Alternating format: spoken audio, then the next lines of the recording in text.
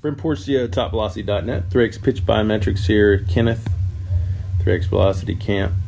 Walk him through his delivery. Go right before leg drive. We'll look at hip positions. See, the leg is pretty internally rotated, 32 degrees, 21 degrees of hip abduction.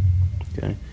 There's a lot of counter rotation there. I mean, the hip flexion's at 31 degrees, a good amount of hip flexion, not a lot of knee bend, not a lot of dorsiflexion.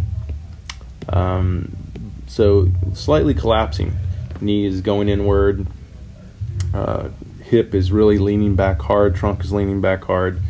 Front side is closed, but you know, we talk about this being more of an anatomical stable drive leg position as opposed to more active stable drive leg position. You're putting a lot of pressure inside knee for stability. So as we go to front foot strike, you can see that knee just pretty much turns down. Not a lot of power and drive into front foot strike, and then because of that, we're not going to get a lot of hip to shoulder separation. So if we look at hip line, shoulder line, just to see it, you can see everything's pretty much synced up. The arm's already up.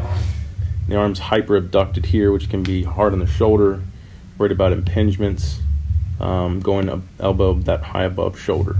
So you can see hips are late, not a lot of power through back leg drive, more just kind of collapsing, some extension, but really late extension to the leg.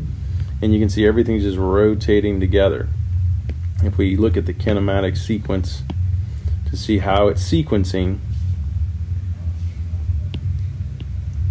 we can see the glove side, which is the blue dot, is going off first. So that means rotation is being initiated through glove side as opposed to hip. And then we have hip and shoulder coming together. We want those separated. We want the green and the red separated. And we want the green a lot higher. You can see when they come that close together, the speeds are pretty much identical. There should be an acceleration. The green should come later and should come considerably higher to help accelerate the trunk going forward. So it's cool. We can bring in these new metrics here called these speed sensors. Helps us better understand even more of what's going on. If we look at pelvis first on the right,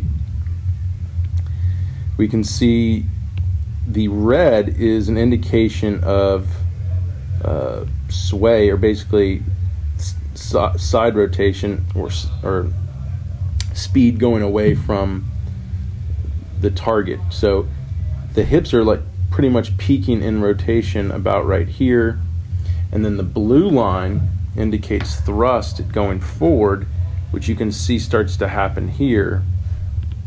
Sorry, it's kind of jumping on me.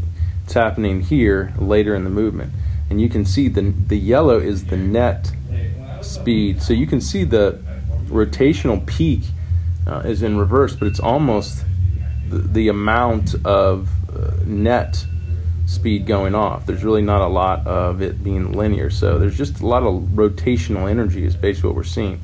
If we look to the left on the chest, we're actually seeing the forward tilts come in first right here, and then we're seeing the rotational speeds come in later.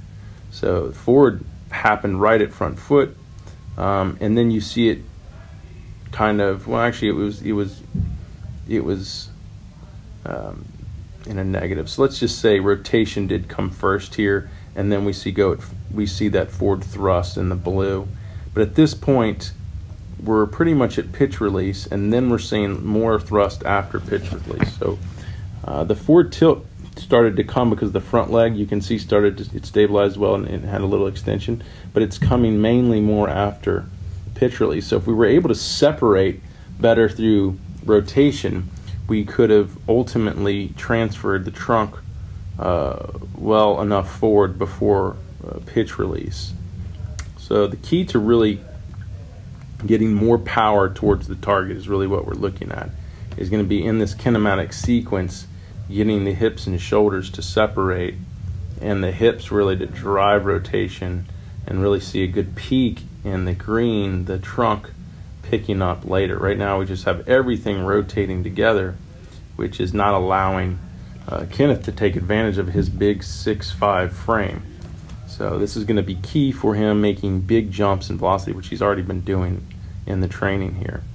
So just going back to the drawing board, working on getting more knee flexion, more dorsiflexion, holding torsion, and getting more back leg drive to ultimately create more hip to shoulder separation too. I would delay arm cocking. Arm cocking is going up a little early. That's why we're in the hyperducted position.